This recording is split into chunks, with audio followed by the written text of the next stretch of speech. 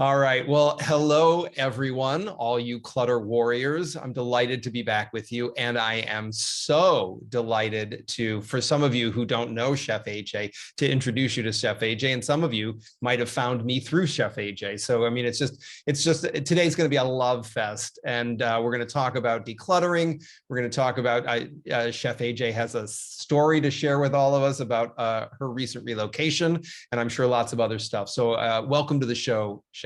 I'm just delighted to have you here. Thank you, Andrew. I'm so excited to spend some time with you. And I'm so happy this interview is happening now, because even a week earlier, I wouldn't have this story to share. Awesome. Well, so why don't we just jump right in? Tell us about where you're at physically, and share the story, and we'll use that as a spring pad to talk about it. Because I mean, we can go anywhere, right? I mean, you and I already know how alike both our processes of working with our people are, and where all the synergies are. And it's so delicious to share that with other folks who think that somehow clutter is the thinnest slice of the word, meaning it's just about physical clutter. It's not about emotional clutter or spiritual clutter, psychological clutter. And on your end, right, I mean, that somehow eating is this isolated thing that doesn't filter into every other aspect of your life. So, I mean, we know that, and I'm so excited to share it with the audience. So just jump right in. Great. Well, thanks. You know, ever since I met you at Rancho La Puerta, I felt an immediate kinship, and I took your course. I even had a private session, and we had discussed wanting to work together, but we really didn't know how that would look, because I felt our work was similar. And I just couldn't figure out, well, I help people lose weight, manage food addictions. You help people declutter. How are we going to put that together? And I didn't know until recently. The longer I look at this, you know, there's an old saying, when you're a hammer, you see everything as a nail.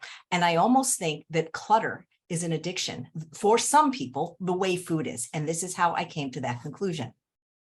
So March 1st, we decided to put our home up for sale in the desert in Indio, California, to relocate to Northern California. We weren't sure where, but we wanted to be with more like-minded people who were vegan and have vegan doctors. And we already had a lot of friends up there. And this was the first house we had ever owned. We loved it so much. We basically designed it. We lived there about 3.5 years. So there was a lot of mixed feelings, but we were right at the height of the sales market. And we had no idea, never having sold a house, that it was going to sell so fast. And so basically what happened is we got an offer we couldn't refuse. I was working at Rancho La Puerta, and basically my husband had to pack everything up we owned while I was away. So I wasn't there to see everything go into the boxes. Now, of course, he didn't pack my clothing, obviously, because I was going to need them wherever I lived, and things like makeup and jewelry, because these are things I need every day to work. Sure. But pretty much everything else I owned, from the smallest trinket to the largest kitchen appliance to every piece of furniture, had to go into boxes, into storage, where it has been for 6 months. Now, I did choose one thing that I felt I couldn't live without as a chef, which was my Breville air fryer, because I do use that every day. Yeah, absolutely. But we rented, and I am right now in a fully furnished, beautiful home in Lincoln, California, that I love dearly, that I would have bought if the lady would have sold it to me. So 6 months has transpired. We finally found a permanent location in one town over called Roseville. And we just last week had the movers come, because remember, our stuff has been in storage for 6 months, and now we're doing the unboxing. And boy, did my relationship with stuff change, because I realized for the last 6 months, I never saw it. I never had to dust it. I never had to look at it. I never thought about it because it wasn't there. For the most part, I didn't even know what I had. And, you know, I was worried. I was like, well, you know, but what if it rains? I don't have my umbrella. Well, you know, there's a thing called a 99-cent store. I probably could buy another one if I had to. The truth is, in those 6 months, I didn't miss any of it. I didn't need any of it. Obviously, there were things in the home, and I'm not saying people don't need dishes and things like that, of course, but I'm in a fully furnished home. She had a food processor, she had a blender, she had an Instant Pot, she had dishes. So I'm not saying that you don't need any stuff, but I don't think anybody needs as much stuff as most people have. So as I'm unboxing this stuff, and I'm like, whose crap is this? You know, because I didn't even remember half of it. Now, there were a few sentimental pieces, like an oil painting that my grandfather painted, of course, that I'm like, I love this, I'm going to keep that, or a couple pieces of fine art that I bought. I'm not going to take those to the Goodwill. But it's amazing, because having been without the stuff 6 months is sort of like when you have an addiction to food. And I used to be obese. I used to be almost 200 pounds, addicted to sugar and processed food. But over time, I don't think about it anymore because it's not in my home. It's not in my house. It's not in my mouth. I don't think of it. I'm not longing for it. It's been almost 20 years since I had sugar, so I don't think about it really ever. It's the same thing with smoking. I smoked, believe it or not, in college. That's over 40 years ago. I find cigarettes disgusting. I don't think about that. And that's kind of what happened with this stuff. And I read my husband the Riot Act. I said, look, because we bought a bigger house. And I said, you're going to get 2 rooms this time. You're going to get your office and this bathroom and this closet, and I'm never going to go in there. So whatever happens, it's like what happens in your room stays in your room. I said, but there's this other room here that's going to be like a bonus room for you, but it's going to be nice. This will be like where you relax, your den, but you can't mess it up. And then the rest of the house is mine, which means it doesn't mean he can't visit it or live in it, but it's not going to be clutter, because I got to tell you, there's a part of me that really wants to be a minimalist, but I get a lot of gifts from people. And I feel like, well, if you sent me something, I've got to hang it or whatever. But before I went to Mexico, before the boxing of the stuff, because we didn't know we were going to sell the house that quickly, the realtor was like, oh, this is unacceptable. And so she was great. I mean, Gracie really helped this process happen, because basically she went through the house and just because I have a tendency to over decorate, because somebody gave me something, I want to put it out if you come over. Right. And so as you just, I'm loving this story. And of course, that's just story, right? That's the story, is because anything that comes after the because is the justification or the rationalization for the choice. And it doesn't mean that it's not a good reason. It just means, just as long as we own, I'm attached to the reason. And as I'm as attached to the reason as I am to anything else, to the object, because so often we tend to just blow right through the because and get to the rationale for the choice and grab onto that and really stake the claim and bind ourselves to it so that it's unassailable, right? We were so attached to other people agreeing with that point of view that's where all the focus is now. You have to agree that this because is valid, because I've put all this weight on it. I've made it mean something. And I mean, my assistant Kristen and we often, when we're talking and we're doing work, she'll start to explain why she made a certain choice. I don't ever question her judgment. She's a super smart woman. I hired her. I know that she's thinking smartly and strategically about the choices that she makes. It's just an old trope. It's an old way of doing things to feel like you have to justify. And certainly if we zoom back out, right? I mean, because of misogyny and other things in our world, women in particular are burdened with always having to justify their choices. Whether at this point, I mean, you're a grown woman, right? You're long past any man having to sit over your head and make you like, why should we prove it? Right. But it's so inculcated into how so many women, unfortunately, some men, but a lot of women just feel like breathing, they have to justify taking a breath, and it's such bullshit. So I'm delighted. What I wanted to say, there was actually a little bit of a prelude to this story where I learned something very important, because I didn't realize I was as visual as a person as I am until this happened. So we had this marvelous realtor named Gracie and her husband, Greg. And when they came to put the house up for sale, they staged it as best they could. Obviously, they know you're not going to get rid of your clothing and your dog, but they said, this is unacceptable, because I was the kind of person, and actually it's like, I love winning those little trinkets at bingo at Rancho La Puerta. So they'd be all around the bathtub and just, little things that made me happy, lots of color. And she said, we can't even photograph the way it is. So basically she had carte blanche to start packing everything she wanted away. Now, obviously she didn't take my Breville off the counter. She realized that, the house will still sell with that, but all the knickknacks, lots of the photographs, and you can even see the photos. They're still on Zillow. She improved my house. And once I got used to not having the counters cluttered and, having just not all this stuff and not having, I have a 15-pound dog. Does she really need 5 dog beds? I mean, come on. And it's funny because now that I'm taking him to Goodwill, she's like, she's addicted. She's like, no, now I'm going to lay in this one, right? But when I saw the beautiful pictures on Zillow, which is what sold the house, I'm like, boy, it looks a lot better that way, So it, sometimes you need somebody to pull the Band-Aid off for you, like Gracie did. And once she did, it was like, the only thing is I had to have my squatty potty. but she said, you can keep it, but when somebody comes, that goes in the closet. So Right. she knows her business. And yeah, it's like, it's sort of like, even though people love processed food and sugar, the freedom from the addiction feels better than the addiction. And I do believe that having a lot of clutter and stuff was very much like an addiction. And the longer you can be abstinent from an addiction, the easier it is to manage it. Now, does that mean that I won't get a little bit more stuff in the future? I hope not. I'm going to do my best with the 1 in, 1 out rule. But now what I do is I look at the stuff, and even something I really love, I say to myself, do I really love it for me? Do I have to have it? Because what I'm doing is, obviously a big house has a lot of walls. And once the art's up, I don't think of that as clutter, because but items, I have this beautiful bronze bust that weighs a ton, because it's going to be a fortune to ship to my nephew. And I like it, but I don't love it. And I realized it's of my brother who passed away. And I realized, his son would love it more than me. So it's not a question of if I love it. I don't want to give something I love to Goodwill, with all due respect. But if I love it, I say to myself, yeah, I love it. And I enjoyed it for all these years. But is there somebody in my life that will love it more? Like, I was keeping every single painting my grandfather made.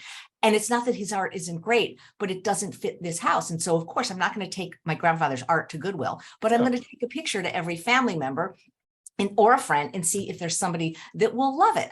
And I just feel like going into this space is going to be like a rebirthing and a new way of living and being. And it's just, when people can experience decluttering, until they experience it, they feel like they can never live that way. But Right.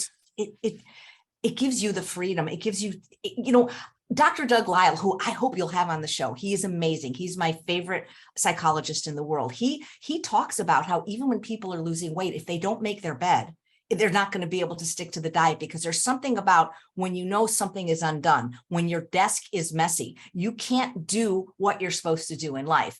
And I've learned so much from you. So thank you. Oh, my pleasure. And there's so many threads that, not that you left laying around, right, but that we can pick up. Of course, and I would never encourage anybody to give something that you love or that has value away without direction, unless that's the best choice for you, right? I mean, we do often talk about, you don't have to sit on the used blender or toaster until you find the perfect person to give it to. The perfect person is the next person who needs a blender. You don't have to wait for your friend Jane, who you think might need the blender, for her to respond to your text or your email before you get her the blender, right? I mean, somebody's shopping in a Goodwill or a thrift store right now looking for a blender, and they would be delighted to find it. So you don't always have to be the curator, but certainly for family heirlooms and things that would resonate with other people, it's not a far reach to ping them and see. And so spot on with that. And then the idea, as you mentioned, right, until you don't eat sugar and eat something else instead, you don't really know what the payoff is. And it's the same thing. If all you know is clutter and disorganization, I can talk until literally the cows come home, but you don't have the mindset to imagine, well, what would my house feel like with less clutter? If you can't imagine it, you can't manifest it. And so it's why your work, my work, we spend so much time talking about the mindset, because until you have the frame of reference, until you're willing to imagine, well, if I let go of this thing, whatever it is, what might be possible for me? And then from there, you can start to build on that. But if you can't even imagine a difference, it's likely that you're going to stay stuck where you are. And I hate that that's a truth, right? Because I want it to be that you could mechanically do the behavior and your mind will catch up. And sometimes that does work for people, but a lot of times it doesn't. There's nothing sustainable there. So they do a few things. There's nothing sustainable. They drop it. Something happens, right? I mean, they're at a party. They think, well, I'll just have a piece of cake. I mean, what can hurt me? It's one piece of cake. It's not going to kill me. right? But then they're home and they're like, well, I should really stop and pick up a pint of ice cream. I'll get the, I'll get the blah, blah, blah ice cream, or I'll get the non-dairy ice cream, or, you start to do all the negotiating. And it's the same thing with tchotchkes, or it's the same thing with anything. People will talk themselves in or out of anything if there isn't a strong enough hook to keep them. It's not even on the straight and narrow, because it's really just being in alignment with your values. If what you want is to be healthy and fit until the moment you drop dead, at every decision point, you have the choice of like, is this keeping me in alignment with my values and allowing me to stay fit and trim and comfortable? Or am I playing games? It's like playing a very benign game of Russian roulette with yourself. And if you need the stimulation, then that's a choice you can make. Again, just like because, all I would say is just own that you like the little tension. It's like picking at a canker sore in your mouth with your tongue, right? It sort of hurts, it's sort of stimulating, and we keep doing it even though it's unpleasant on some level. So, I love that you said the word tchotchke, one of my favorite words. And I think it's the tchotchkes that get us more than anything, more than the clothes or things like that. And, I think about Dr. John McDougall, who was on my show yesterday, who a few years ago, his house burned down in the Santa Rosa fire. And he was like almost 70, and they literally lost everything. And I'm not saying this to minimize that in any way, the drama that they went through. But a part of me, it's sort of like, I feel like I'm an eternal optimist, because when I was about 4 or 5 years old, my great grandmother had her legs amputated for diabetes. Now, I didn't know anything about the link between, eating plant-based and not getting diabetes, but I remember saying, not to be funny, well, you don't have to shave your legs anymore. And not to minimize the fire, but part of me said, in a way, not that I would want that to happen to me or anyone, like I think about all the crap we have and having no children. Now nobody has to go through our stuff when we die, and you get to start over. So you don't have to go through a fire, of course, to do this. Of course, yeah. But you do get a do-over. But the only way you're going to get that do-over is to get some space between you and the stuff. Yeah, no, of course. And as you know, I teach a fair amount in California, where there are a lot of climate related disasters, from mudslides to fires, and more than one person has attended my events and shared a similar story from the first person to say, I wouldn't wish this on anybody, and it was devastating and traumatic. And one of the byproducts of it is that I have never felt freer in my entire life. I wouldn't want anybody to have to experience what I experienced to get this form of freedom, but there is nobody that I've ever talked to who survived one of those while they were mourning the loss of it and the trauma of walking through it, to a person has always said, I could never have done this to or for myself, but I have never felt freer. And so that's the thing that we want to hold on to, right? When I talk about liberation and freedom, it's not hyperbole, and it's not like fantastic, it's not a fantasy. It's real. You don't need to be bound to these objects. I like feeling attachment to people. I love you. I love my friends and my family and the relationships that I have. I don't ever want to feel about a thing the way that I feel about a person. That's me. And again, I don't need to push that onto anybody else around how other people should live their lives. I'm just sharing as an example in my own personal life.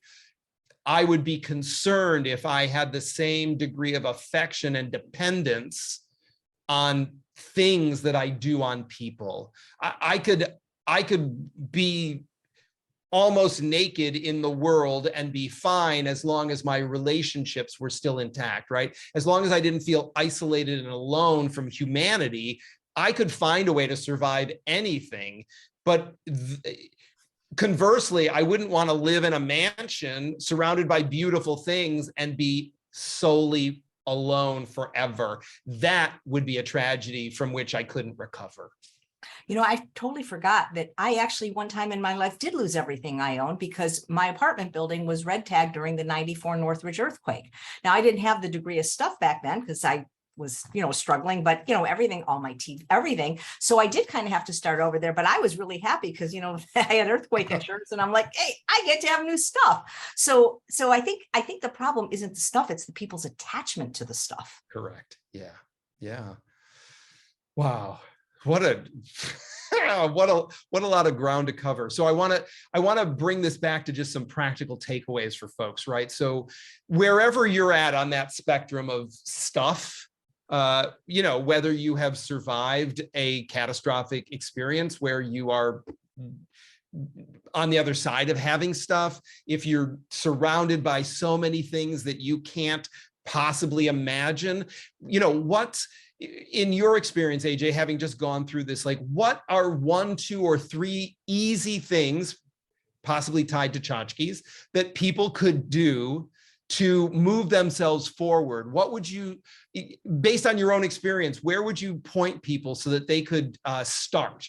Well, first, stop buying them. I know it's so tempting, but just because you're in Costa Rica and you don't have to buy a souvenir at every place you go. Take a picture of it, for example. Stop buying it. What I would recommend is take a picture of, it's funny because we do this. This is how we're going to eventually do a program together. Because one of the things I teach people is that they have to clean their environment if they want to be abstinent of these foods. And so I have them take pictures of their freezer, their refrigerator, their cabinets. And then I'm like, really? This is clean. What these are ho-hos or whatever. Take a picture of your house the way it is. Do you really like it? And then I'm not telling you to get rid of the stuff, but move it and take another picture. Put them side by side. What looks better? What feels better? When you have less stuff, you have less stuff to clean, which means you have more time to do things like eat right and exercise. But there's something about stuff that's oppressive too much. It just kind of weighs you down. And it's just, like I say, it's just until people stop eating sugar, I can't tell them how great they're going to feel in their brain and body.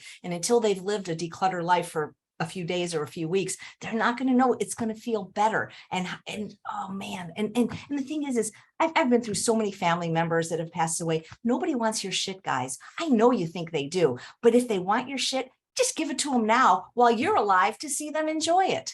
Yeah, I think, you might have heard me say when we were at the ranch together, right?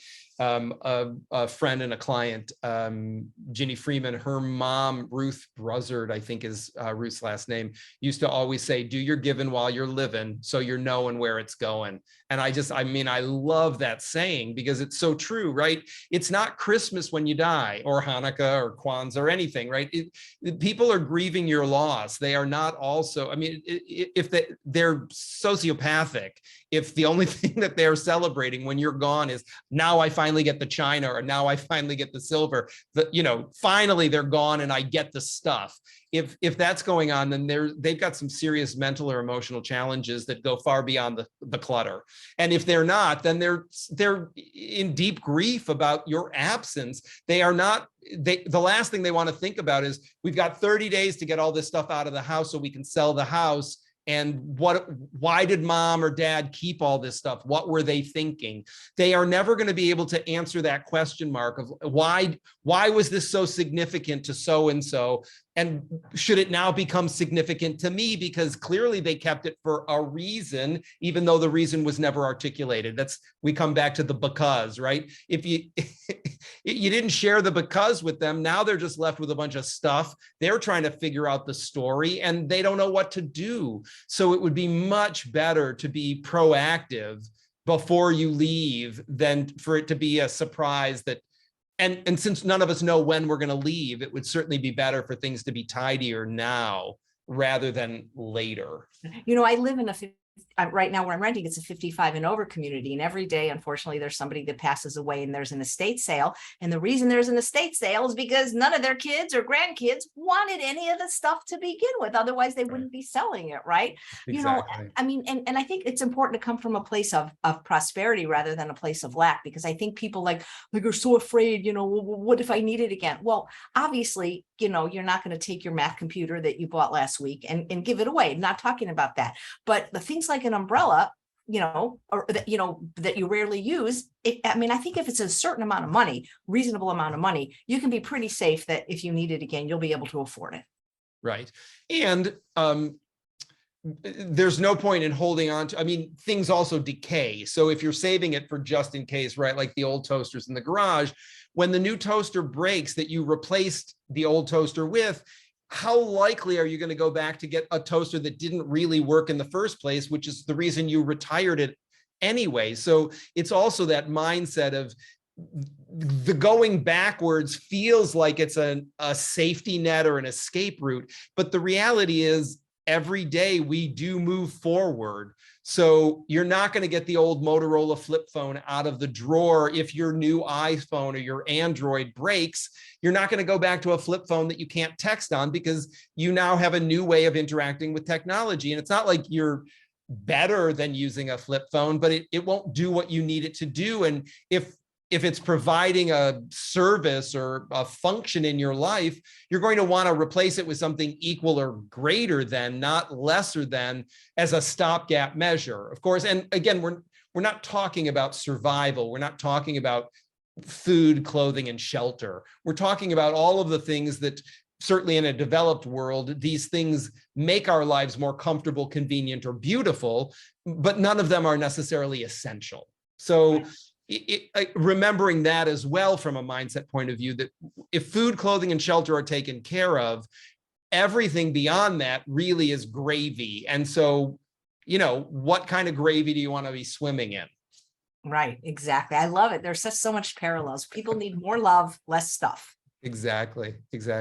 Well, Chef, it's, we could talk all day, but this is about as far as I want to take it today, only because I think it's just reasonable to give people, a healthy dose of information and then set them free and then let them come back for more. So we'll have you back for more, and we'll continue this conversation, and we'll continue to explore other ways that we can collaborate and support folks in both, eating healthier, changing the configuration of their body and how they move through time and space physically, as well as all of their clutter, because there's just it's such a rich synergy, and it serves them mechanically, and it's also just a love fest to spend this time with you. So thanks, and I'll make sure to follow up with you on those the two folks that you mentioned, so that we can definitely get them on the show. Tell me their names again. Well, I think I only mentioned Dr. Doug Lyle, the psychologist. No, but then you mentioned the other doctor, the guy who lost everything, but he was on your show. Dr. John McDougall. Yeah. Are we allowed to say that we're going to be together somewhere next year? Sure. Same place? And of course. Yeah. Okay. So I was able to pick just about any week to return to Rancho La Puerta in 2023. So I picked the week of July 1st to 9th. Oh, that is wonderful. Because Andrew Mellon's going to be there, and who knows, by then, maybe we'll think of something where we could even be co-presenters. We've got a little bit of time. Oh, that is awesome. I am delighted. I'm going to ring the bell for that. I love that we will get to be together at the ranch. The ranch is... You're not the only one with a bell, except mine's purple. They also have a little bell so that I don't bother the dog. Perfect. Yeah. The ranch is a lovely place. So if you've never been to Rancho La Puerta and you are considering going, we're taking a group the week before I'm there with the chef, but you can stay 2 weeks. I'll be there for 2 weeks that time. So, and you'll find more information about that on our website at andrewmellon.com, MELLEN. And Chef AJ, where can they find you? So if they want to learn more about your work and clean eating and changing their lives, where should they go? Well, my website is my name, chefaj.com, but I do a live show on YouTube every single day at 11 a.m. Pacific time. Andrew's been on several times. So just go to YouTube at 11 Pacific, 7 days a week, 365 days a year, and I'll have some interesting guests for you to learn from. Awesome. Well, Chef, thanks again for being with us. That's it for today's episode of Declutter Your Life. I look forward to being back with you, and you'll see the chef around here as well. Bye, everybody.